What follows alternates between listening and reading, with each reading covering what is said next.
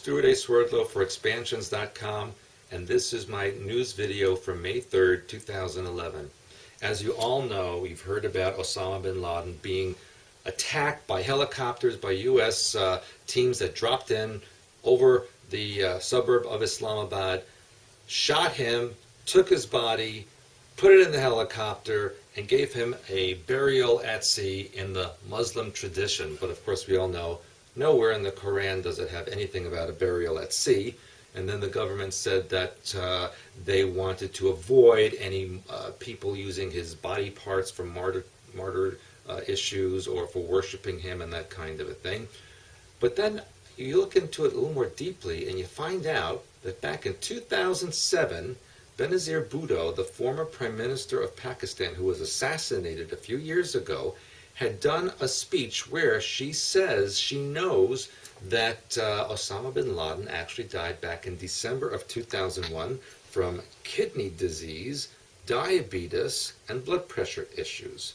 Now here was a man who was extremely ill and actually needed dialysis. How could he have possibly hidden in the rugged mountains of northwestern Pakistan for so many years when he needed dialysis and medications? Sooner or later, he would have had to come out to some medical institution where he would have been treated. So the fact of the matter is, the reason his body was disposed of so quickly was because there really was no body. It was a staged event.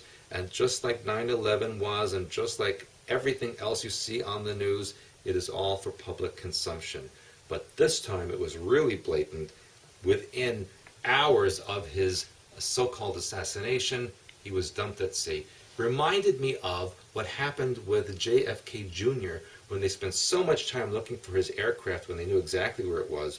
Then they picked his body up off the bottom of the Long Island Sound, did an autopsy on board a vessel, then put him back down into the water. No body, no evidence.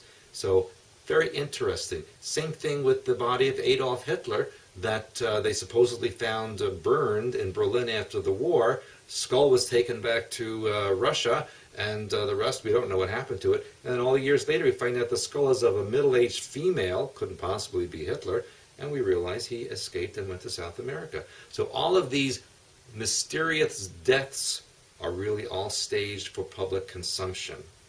Don't believe anything you hear about the Obama-Osama drama, because it is all created, and you know what? They're starting to need a little bit new writers. They're making a lot of mistakes, and I know a lot of the people out there believe everything they hear, but sooner or later it's going to come out that he died almost 10 years ago, and this was a staged event. Now, even with Saddam Hussein, his body was also destroyed, no evidence of it anywhere.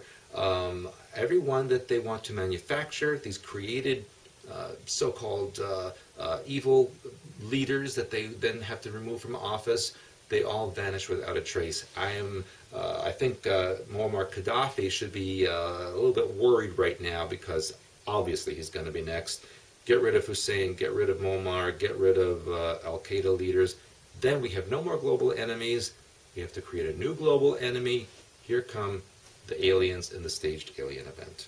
So be prepared for that really in the next few months.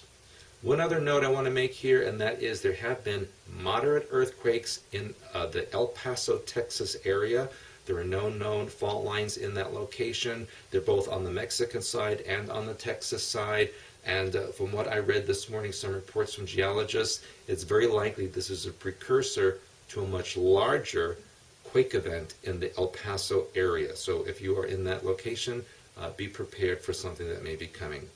Also be prepared, according to the government, for serious retribution and retaliation attacks on the U.S. and its citizens, both here and abroad. So it will be a little bit dicey going out and traveling for the rest of 2011 and maybe beyond. So keep in mind your protection techniques, your deprogramming, keep yourself in good order, and come join us at Expansions events online and in person. Until next time, this is Stuart A. Swerdlow for Expansions.com.